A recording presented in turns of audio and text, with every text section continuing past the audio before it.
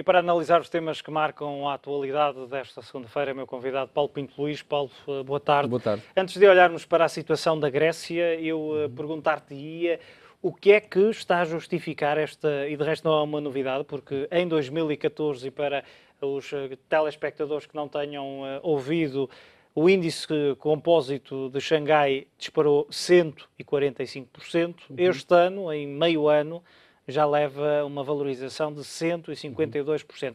Há efetivamente um risco de bolha, como dizem ou vão dizendo alguns analistas, apesar de o índice continuar a subir?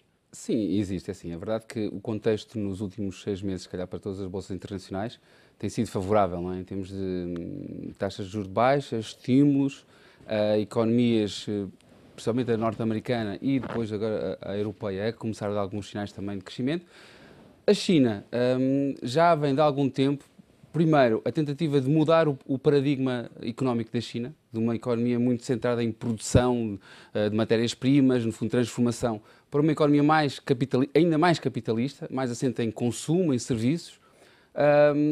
E, de repente, também temos um Banco Central e todas as autoridades chinesas que olham para o crescimento económico, não querem vê-lo abaixar, muito, principalmente da fasquia dos 7, 7,5%, e, portanto, cada vez que há riscos económicos, vão estimulando, vão cedendo mais liquidez à economia, e depois, acho que a maior fatia da importância do que aconteceu aqui na China é um conjunto de investidores, que não são normalmente os investidores profissionais, ou seja, um pouco como aconteceu se calhar em Portugal, quando nós nos lembramos que toda a gente já comprava, a pessoa na mercearia... Foi a famosa expressão em Portugal, pelo menos, que se usava, que era jogar na bolsa. É verdade, e vimos já alguns relatos de que quase miúdos, portanto, pessoas que não estariam habituadas a estar na bolsa, neste momento olham como...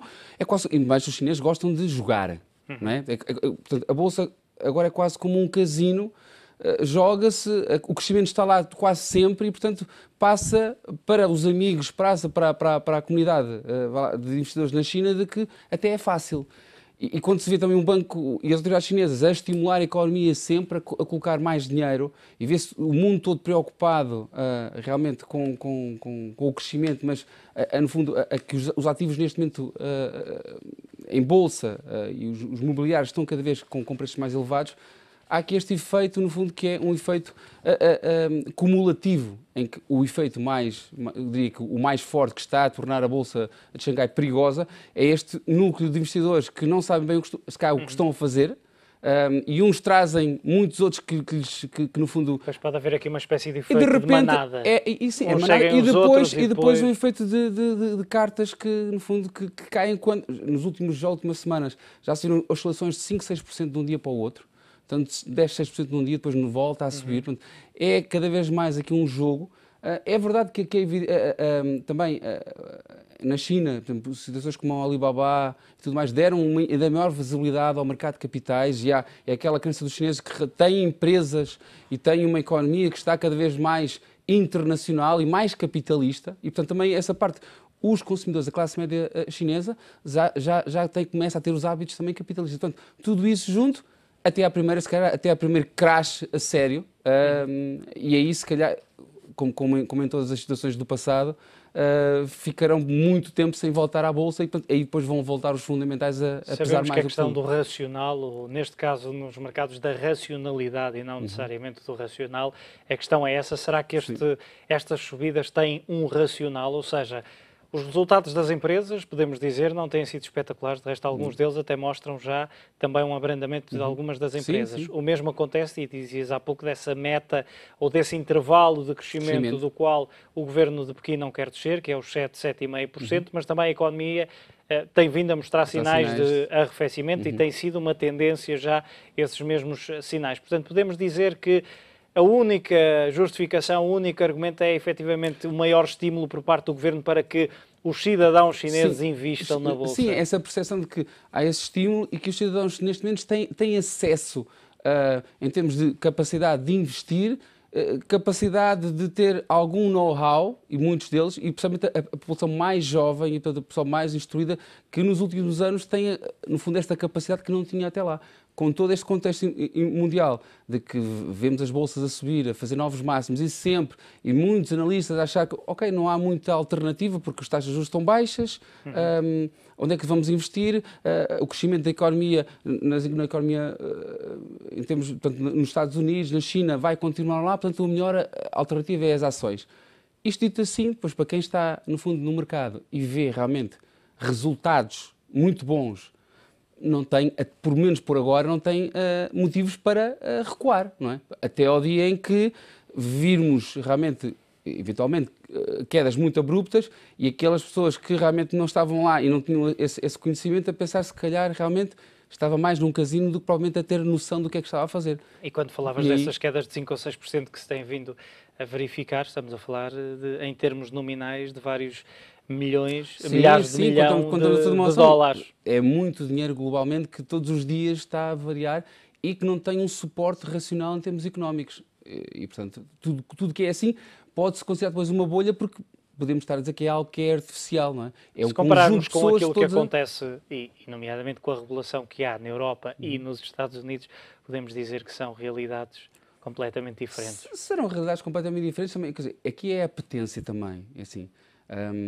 Vemos, por exemplo, que nos Estados Unidos também o investidor nos Estados Unidos investe muito mais em fundos de ações, enquanto que na Europa, mesmo assim, os produtos com há maior aversão ao risco, por exemplo, na Europa do que nos Estados Unidos. E se formos então a pensar agora que na China a aversão ao risco é completamente ao contrário, os chineses gostam mesmo de jogar e portanto, a Bolsa assemelha-se muito a isso e com resultados francamente positivos. Pelo que eu digo, neste momento um investidor chinês, mesmo que não saiba o que está a fazer, pensa, ok, estou a ganhar muito dinheiro, se cair eu também não perco tanto. Também acaba por ser um reflexo da economia que tem criado uma classe média alta. Essa tal classe média, mais instruída e mais consumidora também nos últimos anos. Mais consumidora, cada vez mais. Paulo, olhando para o BCE e para estas compras massivas, o quantitative easing tem estado em prática desde o início de março, praticamente, salvo a primeira semana. Mas o que é que justifica, e falávamos disso aqui a semana passada, o que é que o BCE poderá fazer quando, com estas compras massivas, e daqui a pouco analisamos alguns desses valores, mas mesmo assim os juros, e se te lembrares, em termos de proporção, compra muito mais dívida alemã do que de qualquer outro país, também é referência para o mercado, mas mesmo assim as yields da dívida alemã continuam a subir. É verdade. Portanto, isto não resulta, não podemos dizer que o quantitative easing por si resolve tudo, porque não resolve. Não resolve tudo. E a verdade é que o próprio Mário Draghi, já na última reunião, já começou a avisar realmente os investidores que está mais positivo para o crescimento económico, até para a inflação, que é realmente um dos principais já veio falar de contágios. Mas que há esta questão que tem que se habituar a maior volatilidade, ou seja, que não se podemos habituar a que a taxa de juros desceu e fica agora ali imóvel e tudo o que se passa, inclusive toda esta história da Grécia, se formos a ver, não tem, apesar de tudo, não teve ao longo destas últimas semanas, ou 2, 3 meses, não teve assim um impacto tão forte. Ligeira. Até se calhar muitas vezes, porque há sempre aquela percepção, acho que dos investidores, de uma forma geral, de que no último minuto vai haver uma solução para não deixar cair. E, a questão para $1 milhão é saber qual é o último minuto. Pronto, se realmente até se ultrapassa essa barreira e depois há a volatilidade e depois é que há uma solução. Mas diria eu que até a própria questão, esta questão dos Estados Unidos, perceber qual é que o timing em que o Fed vai subir taxas, tem sido até um motivo maior de volatilidade. E pensemos, os Treasuries e o montante de dívida americano é colossal, é uma referência para todo o mercado, e, portanto, oscilações, a própria oscilação da dívida dos Estados Unidos tem sido já bastante forte, e os próprios últimos números de emprego voltaram a dar mais razões para que a Fed possa dizer, ok, vamos começar e vamos ser ponderados, mas podemos começar, não precisamos de esperar por 2016, porque a economia, em termos de empregos... internacional venha pedir que o faça só mas Lagarde... É para tentar dar aqui algum tempo também à zona euro.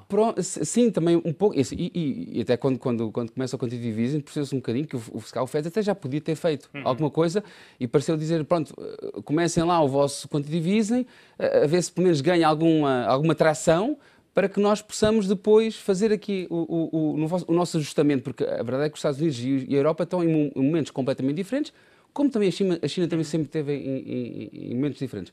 Agora, aqui para os investidores, a questão é, depois de uma descida tão forte das yields e uma subida ao mesmo tempo tão forte das bolsas, o espaço de investimento e para fundos de pensões e não só, começa a ser reduzidíssimo. Aliás, já há investidores que se queixam de falta de bonds no mercado, que querem comprar a dívida alemã, por exemplo, e não conseguem, ou de outros países. Depois, ainda mais, há aqui um BCE que está ali a ser um comprador com um peso muito grande. 60 bis por mês. Pronto. Portanto, com tudo isso, eu digo, os investidores veem a Grécia, veem quando é que é o timing que o Fed vai anunciar. Ou seja, há aqui um potencial óbvio de volatilidade. E o investidor, se calhar, mais avisado, diria assim, eu não vou ter que esperar pelo último momento, pelo timing certo, e é no dia anterior é que vou tirar o dinheiro. Há aqui, se calhar, um recuo para a liquidez, que eu acho que até é ponderado, e que tanto acontece nas ações, mas acontece mais nas obrigações, porque também foram essas que, apesar de tudo, tiveram um impacto fenomenal.